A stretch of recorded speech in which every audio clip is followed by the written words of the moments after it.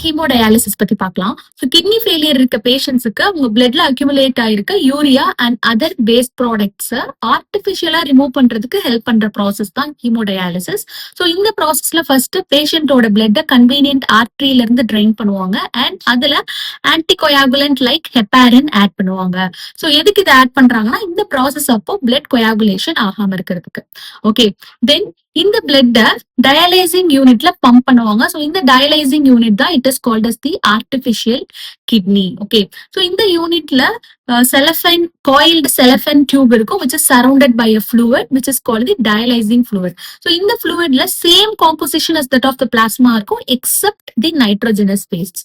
Okay, so the porous cellophane membrane it allows the passage of the molecules based on concentration gradient.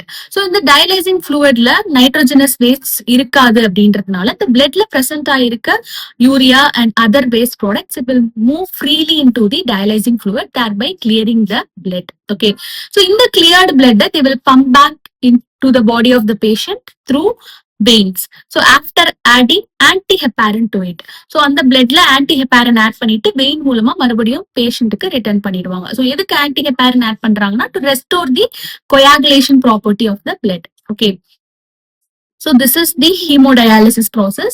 So excretory products and their elimination chapter complete one shot video பார்க்கணும்னா handle கீழ இருக்க link press பண்ணுங்க. And இந்த video உங்களுக்கு யூஸ்ஃபுல்லா இருந்தா kindly subscribe my channel. Thank you.